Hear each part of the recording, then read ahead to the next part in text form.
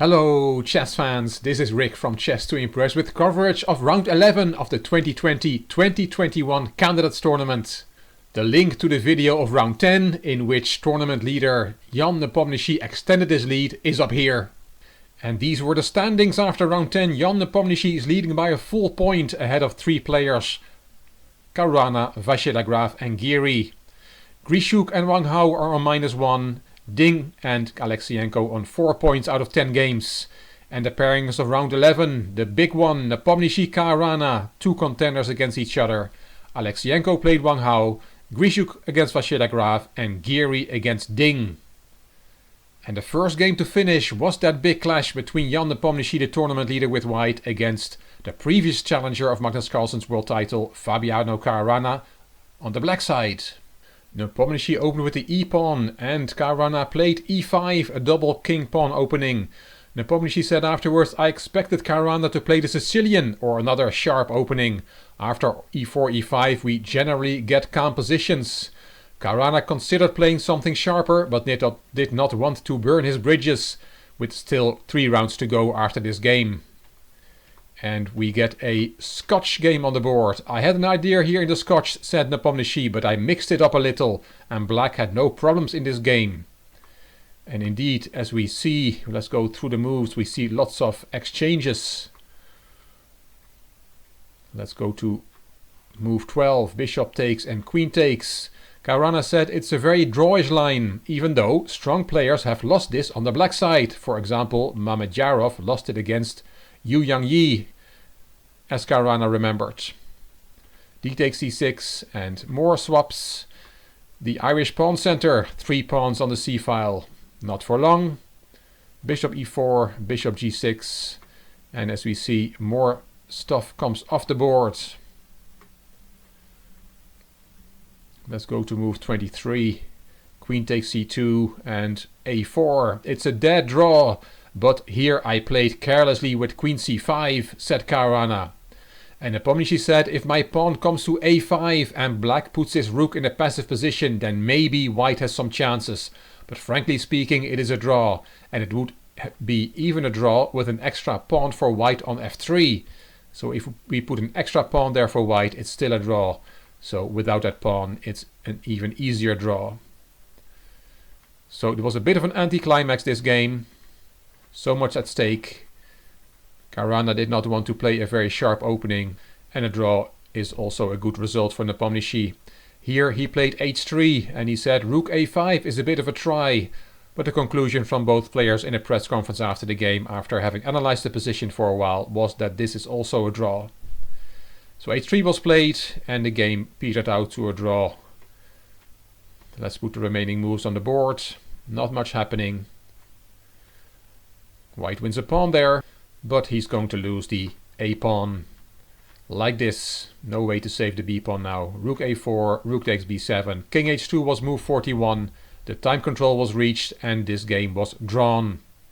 The second game to finish was a lot more exciting. We see Giri here on the white side and his opponent is Ding Liren.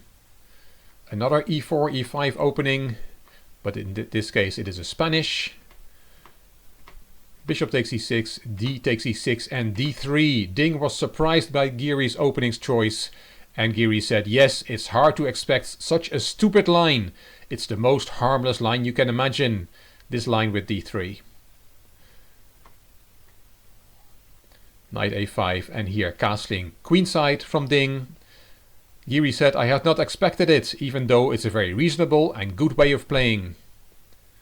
Let's put the more moves on the board. c6 here, and Giri said about this move, I was surprised / confused / impressed. This move is very creative, said Giri about Ding's move c7, c6. He played b4, and we go to move 17, bishop e3, and now f5 was played. Very strong, said Giri. Another move he had expected was c4, d takes c4 and then f5. That is also strong for black. But f5 was played straight away by Ding. Giri says, I take the pawn. That pawn on c5 is hanging. Bishop takes c5, attacking the queen. Queen f7, and that's attacking the knight on b3. So moving the queen away with a tempo on the knight, and Giri simply defends the knight with rook a to b1. Giri said, here I'm under huge pressure, and black holds all the trump cards. And he thought that here black should have played f takes e4, and then you have to take with the queen, Giri said. Then black can take on f3, queen takes, and g takes. And this is slightly better for black. Giri said black then needs to take on c5, and is a slightly better endgame. But in the game after rook a to b1, we have a very crucial moment in the game.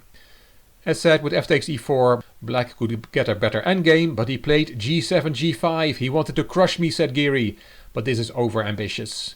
And Ding agreed in his interview after the game. E takes f5, and then g4, even more ambitious, said Giri. And now Ding had missed the knight g5 and h4 reply from Giri. After knight g5, queen takes f5, there is h3, h4, and I'm keeping my king safe, said Giri. b6, kicking the bishop. And now we get some nice variations. Giri said here d3, d4 is very tempting, as black cannot take the piece. If you take on c5, you will get checkmated. Queen takes a6 check, king b8, knight takes c5 with a mate threat on b7, so knight takes c5, and then b takes c5 check, the rook comes into the attack and mate in a few moves. You have to take on b1, rook takes, bishop b6, queen takes, king c8 and checkmate. So after b6 it's clear you cannot take that bishop. And playing king b7 is not good either because of knight a5 check, and that's very good for white as well. King a7, knight takes c6 check, white wins. So after d4 we have seen you cannot take the bishop, you cannot play king b7, but a move like knight b8 is a good move, explained Giri. And that's why after b7, b6 he did not play d4, he decided on this move, knight e4. What an amazing move. Because that is sacrificing a piece. Giri said, strategically I need to put a knight on e4 to block in the bishop on c7. Giri called this move very practical as it's so easy to play. Of all the dumb sacrifices I've played, this is one of the better ones. My king is so much safer than black's. So Giri was quite modest about this amazing move knight e4. It might be easy for him to play such a move, but I fell off my chair. Ding took the piece, b takes c5. What else is there? Giri recaptured and he said it's important to take with the pawn, the attack flows, and I have the knight d6 move, which is important. Knight f6 from Ding, knight d6 check. You have to take that piece because it is a fork. Bishop takes, c takes and rook takes. Ding was in terrible time trouble here, but according to Giri that was not even a big factor. Black has very passive pieces, and the fact that I'm a piece down is not relevant. He has to run with his king to the king side, but he doesn't have the time. Also because the center is open. So despite being a piece down, white is totally winning here. Giri played d4, opening up the diagonal for the queen to get into the attack. c5, knight takes c5, rook e8 and queen c4 on move 29. And here Ding resigned. There's no way out for black. If you go to d8, let's look at one example variation to get out of that terrible discovered attack from the knight. Then there is knight b7 check with a fork, king d7, knight takes d6, king takes d6 and d takes e5 check, opening another line against the king, and black will get slaughtered here. Giri said, people say it was a great game. I don't think it was as great as it looks. Ding had all of the play, he was dictating the course of the game, and then with that g5 move he overstepped the mark, and then Giri made it look very easy with that beautiful piece sacrifice knight e4, and only a few moves later Ding had to resign. Big win for Anish Giri, who gets half a point closer to tournament leader Jan Nepomniachtchi. And then we saw an exciting clash between Alexander Grischuk and Maxime Vachier-Lagrave. And also here white opened with the e-pawn. We have a Sicilian with knight c3 instead of the usual knight f3. d6, d4 takes, we take with the queen, knight c6 kicking the queen back, and queen d2. Did not want to face the Najdorf today. Let's put the opening moves on the board. e5 and knight g to e2, which is a novelty. The The computer is laughing as black has 10 good ways to play, but also 20 bad ways, so Grischuk thought this was a good line to try. Castling kingside and castling queenside, opposite side castling, always a guarantee for a tense fight. White will attack on the king side, black will attack on the queen side. Bishop e6, king b1, a5, a4 and queen b6. Grischuk could not remember if this move was part of his preparation. Maybe it's already an inaccurate move by Vachier-Lagrave, said Grischuk. He played h4, starting his attack on the king side, rook ac8 and h5. He keeps going forward. Knight takes h5. I knew that taking with the knight is not good for black, said Grischuk. So he thought MVL had made a mistake here. g3, knight b4, bishop h3, those bishops were swapped. Bishop back to g7 and g4. MVL said, I never thought that this was bad, until it became so. Nice quote from the Frenchman. Here knight f6 was played, and from afar Vachier-Lagrave thought that he would have knight takes f4 here. But then there is knight takes f4, e takes f4, and either queen takes f4 or rook d to h1, and that's good for white. So that's why Vachier-Lagrave did not take on f4, and he played the knight back to f6. g5, and taking on e4 now is not good because of knight takes e4, rook takes c2 and queen e1, followed by queen h4, which is also good for white. So after g5 you can't take on e4, and the knight went back to h5. f5 from Grischuk, rook fd8 and f6. The players also looked at knight d5 in the press conference. Then knight takes d5, e takes d5 and queen f2. And Grischuk said it's a bit like the Shirov-Kasparov game from one of the Linares' tournaments, where Kasparov saved the game with queen f2. It looked like Shirov was going to beat Kasparov for the first time in his life with a raging attack, but Kasparov was able to save the game, partly because of that queen f2 move. That was in Grischuk's memory, and that's why he did not go for the line with knight d5 here. He played f6, kicking the bishop back, and knight g3. d5 from Vachier-Lagrave and e takes d5. You can also take on h5. Before MVL played d5, he spent a lot of time calculating the variations after this move, which was not played by Grischuk, so MVL said, I lost a lot of time for nothing, because after d5, Grischuk took on d5. Knight takes g3, rook recaptures, h5 and queen e2, and g takes h6. Taking en passant is a suggestion from Vladimir Kramnik. Yes, but this is not so clear, said MVL, and he gave this line. Queen takes f6, h7 check, king h8, knight e4 and queen f5, and I have counterplays at MVL. In the game, Grischuk did not take en passant, he played queen e2. Rook c5, rook to h3, knight takes d5, and there was a swap on d5, and the second rook comes to the h file. Queen d6, king a2, rook d1, and there comes on the 30th move a rook sacrifice from Grischuk. Rook takes h5, giving up a rook to breach the defense around black's king. The rook was taken, and the second rook comes in on h5.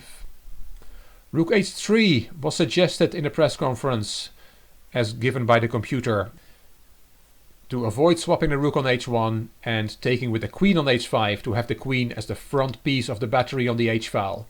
And there's a nice variation here. Vachier-Lagrave says I can play bishop g7. Then they looked at queen takes h5, bishop takes f6, g takes, queen takes. But then Grischuk says I just have bishop takes e5 here. And he does indeed. This wins for white. So all this after g takes h5 and then rook h3, the computer move. In the game, as said, Grischuk took on h5 with the rook. And he had missed this move, rook d4. Grischuk thought he was just winning, but he had missed this very nice move from Vachier-Lagrave. And MVL was happy he found this trick, which brings him back into the game. Because if you take that rook, there is queen a3 check, king b1 and rook takes d4 with equality. In the game after rook d4, Grischuk went back with the rook to h1. And now there is rook takes a4 check. Very nice move. You cannot take it because there's queen d5 check, and that's a double attack. And it is black who wins this game of chess. So after rook takes a4 check, you cannot take, you have to go back to b1, and that's what Grischuk did. Queen d5, here MVL thought he was better. Another variation is rook h4, rook takes, queen d1 check, queen takes, and rook takes with equality. And if MVL had realized that he was not better, then he might have gone for this line. But queen d5 was played, queen h5, threatening checkmate on h7. So you have to sacrifice the queen. Queen takes, rook g4, bishop takes e5, and rook takes g5. After the game, MVL said, I could have played a4 here and I'm on the better side of a draw. Giri did not agree and convinced MVL that white is still slightly better here. But rook takes g5 was played, and now this move was missed by MVL from afar. Queen takes b7 is possible. And why is it possible? Because you cannot take that loose bishop because of queen g2 check, king h7 and queen h2 check. A double attack winning the rook, king g6, queen takes e5 and it's wins for white. So after queen takes b7 you cannot take the bishop. Rook d2 was played by Vachier-Lagrave. He said he collapsed here and that he panicked.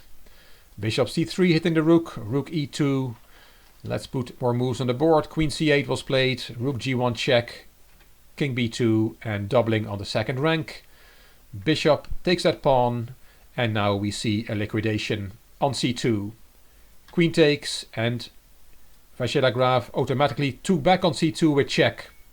But he should have played bishop a3 here.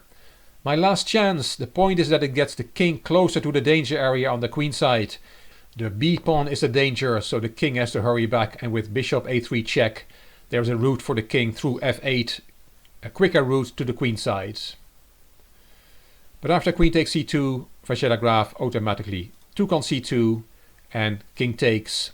Giri had seen the bishop a3 possibility. He said normally I go for a smoke after move 40, but now I stayed at the board to induce playing fast, and it worked because Vachier-Lagrave missed his last chance.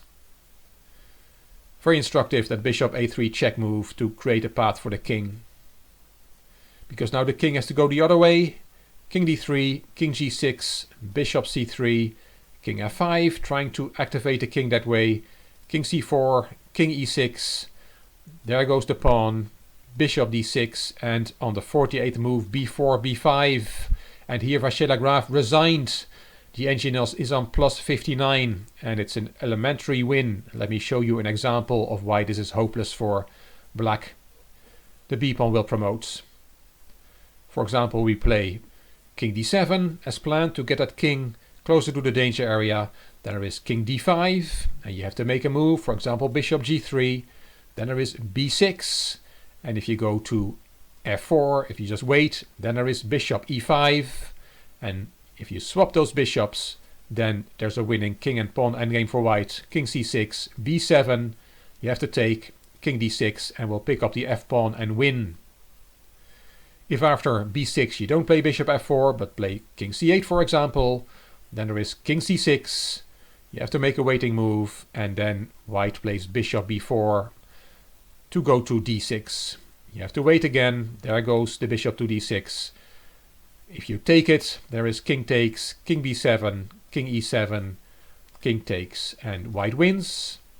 And if after bishop d6 you don't take the bishop but play bishop h4 attacking the f pawn, then there is a quick checkmate, b7 check. You have only one move and this is checkmate. Vachier-Lagrave did not want to go through that. He saw that after b4, b5 he is lost, and he extended his hand in resignation. The first win for Alexander Grischuk in this tournament. It may be just too late, although he said in the press conference that he will keep fighting till the end, and so will Vachier-Lagrave, who's also now back on 50%. The last game to finish was the clash between Kirill Alexienko against Wang Hao. And all four games started with e4, but we had a different opening every time. This is Italian. d6, knight bd2 and g5. Alexienko said, I was surprised in the opening, I did not expect this line. h4 is a line here played by Alexienko before, and Wang Hao had prepared something against it starting with g4. But in the game after g5, Alexienko played knight f1, played in a rapid game between Anand and Caruana, a game that Wang Hao knew. He played g4 anyway, knight dropped back to d2, let's put the next number of moves on the board. The knight was taken, f takes, and now knight a5. A novelty and a very logical move, said the players. f5 was played in the Anand-Caruana rapid game. But knight a5 was played in this game, white castled, let's put the next moves on the board. This is not a very exciting game, and here queen b3 was played. The players also looked at knight f5 in the press conference, bishop takes f5, rook takes, and castling queenside with equality. But queen b3 was played here, and now black castled kingside. Queen c2, b6 and bishop d2. Wang Hao says, I did not really understand this move. Alexienko said, I wanted to play the rook to d1 just to develop. Bishop a6, c4, rook centralized, knight jumps into the center, and bishop c8, preparing the f7, f5 push. Rook a to e1, a strange move, said Alexienko about this move that he made. And c5 was an idea that he had, but it's just equal, was the conclusion in the press conference. But rook a to e1 was played, that strange move, f5 as planned. That pawn was taken, bishop recaptured, bishop b4. That's a skewer, so you have to play c5, kicking the bishop back, bishop e6 and queen d2. Wang Hao called this slightly dubious, but still equal. He thought that white should have taken on f8, rook takes and knight e3, and I don't see anything for black, said Wang Hao. Alexienko said yes, I didn't have to struggle, because he felt in the game he was a little bit worse. So queen d2 was played instead of taking that rook on f8. Wang Hao took on f1, rook takes, bishop takes d5, recapture and queen g6, and Alexienko had missed that move, but the position is still close to a draw, no harm done. Let's look at what happened. Both players were getting low on time. This is move 32, queen b8, a check, king f2, and here queen went to f5. Wang Hao said, I thought I still had some slight chances, but it was nothing serious at all.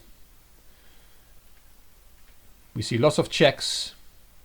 Wang Hao is trying to make something happen, but he could not really find how to progress.